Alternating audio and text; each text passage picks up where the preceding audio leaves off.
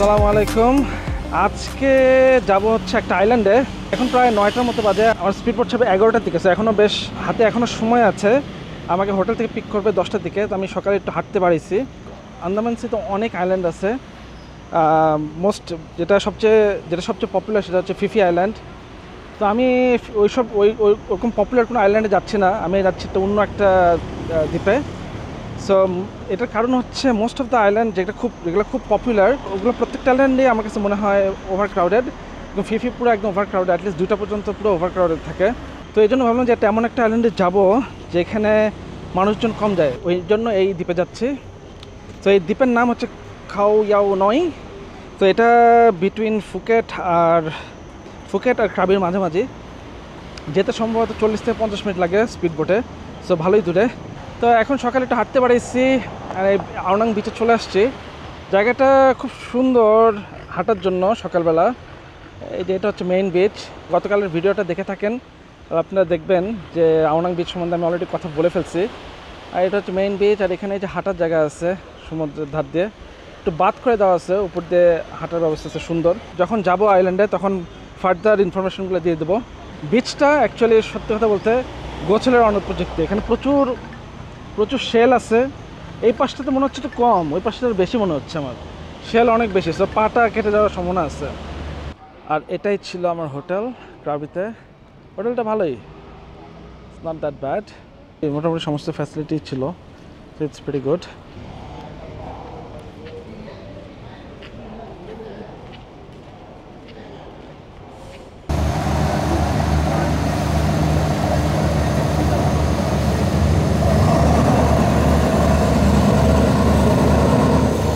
এখন প্রায় 10টার মতো বাজে। আর এখন চলে আসছে ক্রাবির মেইন ঘাটে, নৌঘাটে। সামনে কয়েকটা স্পিড বোট দেখা যাচ্ছে বড়। তো এইগুলোরই কোনো একটাতে যেতে হবে। মোটামুটি আই থিঙ্ক সেলিং টাইম হচ্ছে 40 থেকে 50 মিনিটের মতো। তো আমি যখন পৌঁছাবো দ্বীপে তখন আস্তে আস্তে মোর ইনফরমেশন দেবো যে দ্বীপে কেন আমি চুজ করলাম। যেটা আমি আগে বললাম যে মোস্ট অফ দ্য দ্বীপ, মানে মোস্ট অফ দ্য যে আইল্যান্ড এখানে, এগুলো সব মানে প্রচুর ওভার টুরিস্টি হয়ে গেছে। তো এই জন্য অ্যাকচুয়ালি এই দ্বীপটা বেছে নেওয়া। আমার রিসার্চ মতো যা দেখলাম এখানে খুব বেশি লোক ওরকম যায় না, কম্পেয়ার টু আদার যে আইল্যান্ডগুলো আছে ওর তুলনায় অনেক কম মানুষ যায় এখানে।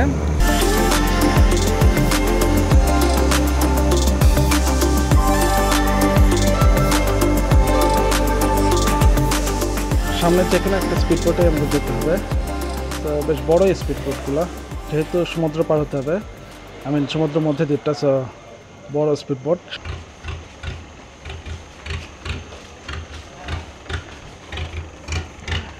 তো বাকি ইনফরমেশনগুলো দ্বীপে পৌঁছায় দেবো। দ্বীপটা কীরকম লাগলো না লাগলো সব কিছুই আস্তে আস্তে জানাবো।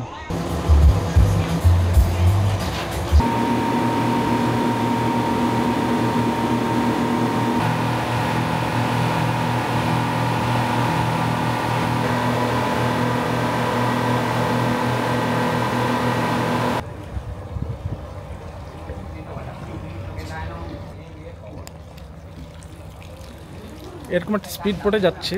স্পিড বোটটা বেশ বড়ই, শব্দের চোটে কথা শোনা যাচ্ছে না, বাট ইটস বেশ ফাস্ট স্পিড বোট। প্রথম একটা স্টপে নামছি, এটা হচ্ছে খাও ইয়াও। এর পরের স্টপটাই খাও ইয়াও নয়, এবং এটাই চলে যাচ্ছে ফুকেট। একটা ফেরি একটা স্পিড বোটই আর কি তিনটা স্টপ করে। বেশ গরম এখন, বাট এই দ্বীপটা মনে হচ্ছে ভালো, কারণ অতটা ডেভেলপমেন্ট এটা দেখতেছি না, এখানে এত লোক আসেনি। তো আমার কাছে এখানে অলরেডি এই দ্বীপটা ভালো লাগতেছে, ইটস রিয়েলি নাইস। আমি জানি না কতক্ষণ থামবে, হয়তো কিছুক্ষণ থেমে আবার রওনা দিয়ে দেবে। এটা হচ্ছে কিন্তু পায়ার।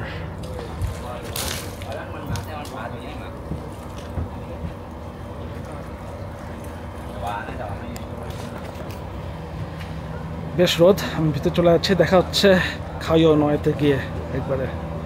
সো খাও ইয়াও নয়ের পায়ারে চলে আসছে। এটাই হচ্ছে এখানকার পায়ার।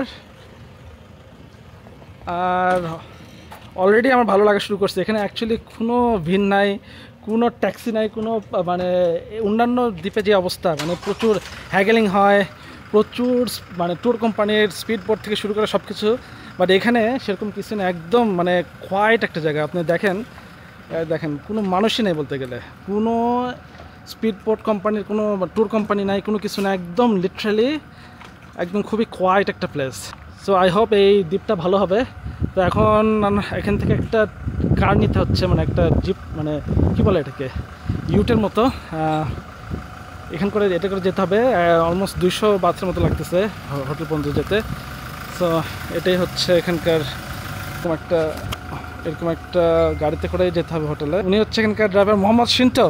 Whole island is Muslim or 99% Muslim. Okay okay, so very good. এই আইল্যান্ডে মোহাম্মদ ভাই, মোহাম্মদ ব্রাদার মোহাম্মদ বললো যে 99% পপুলেশন মুসলিম। সো অল ফুড হালাল, Food halal. everything is halal. Halal. Oh, Yes. very good. So good for Muslim traveler. Yeah. Huh? Okay, very good. এখানে তো দেখলেনই, এখানকার মানে খাওয়া দাওয়ার কোনো সমস্যা হবে না। আর আস্তে আস্তে বাকি সব ইনফরমেশন দেবো। চলেন তাহলে আগে হোটেলে যাওয়া যাক।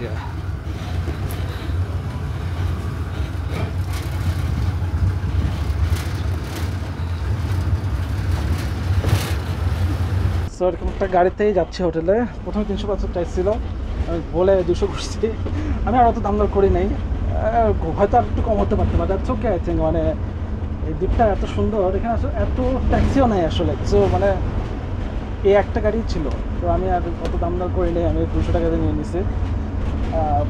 পরবর্তী হয়তো এই ড্রাইভারকে নিয়ে অন্য জায়গায় ঘুরবো, বাট সেটা পরের ব্যাপার। বাট আপাতত জায়গাটা, দ্বীপটা আমি আসলেই, আমি ফার্স্ট ইমপ্রেশনে আমি অ্যাকচুয়ালি আমার খুবই ভালো লাগছে।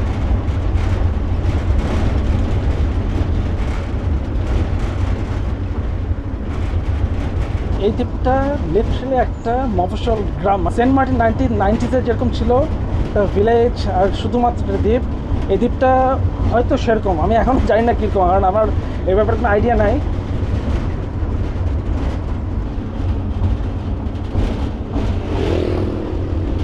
এই দ্বীপটা সম্বন্ধে বাকি ইনফরমেশন আমি পরে দিচ্ছি, এখানকার অধিবাসীরা এবং ওরা কোথা থেকে আসলো এই ব্যাপারে আমি পরে জানাচ্ছি। আপাতত চলেন অ্যাকোমোডেশনে যাওয়া যাক।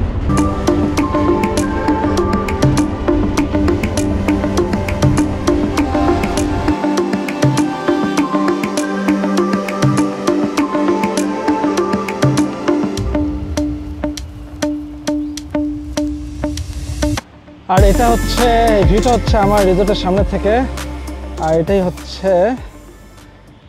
হচ্ছে আমার রিসোর্ট। তো এখানে আমি 2 দিন থাকতেছি। 2 দিনে কত পড়ছে আমি নিচে দিয়ে দিচ্ছে। I think it's really really really beautiful. মানে এখানে অথেন্টিসিটিটা বোঝা যাচ্ছে, মানে একটা আইল্যান্ডের যে অথেন্টিসিটি আছে এটা এখানে, এই রনেসটা এখানে বোঝা যাচ্ছে। আপনি দেখেন বিচটা দেখেন, এবং এখানে একটু পাথর আছে কিন্তু সামনে গেলেই বিচ। আর এখান থেকে ভিউ, আন্দামান সির সেই ফেমাস ভিউ, অসাধারণ। চলেন তাহলে রিসর্টের রুমটা একটু ট্যুর দিয়ে আসি। সো এখানে দেখেন রাস্তা টাস্তা খুবই, এটা মনে হচ্ছে একদম গ্রামের, দেখেন গ্রামের রাস্তা, পিছনে পাহাড়, আর এটা হচ্ছে এখানকার রিসর্ট, অসাধারণ। রিসর্টের নাম নির্মায়া। চলেন তাহলে এটা দেখাই, এটা হচ্ছে এন্ট্রান্স। আই থিঙ্ক এত কম টাকায় আসলে অন্য জায়গায় এরকম রিসর্ট পাওয়াটা খুবই, আমার মনে হয় না পাওয়া যাবে।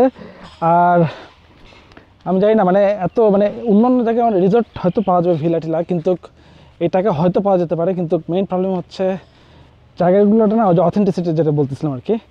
আর এখানে যে বড় পুল আছে হোটেলের, রিসর্টের পিছনে ভিলা আছে।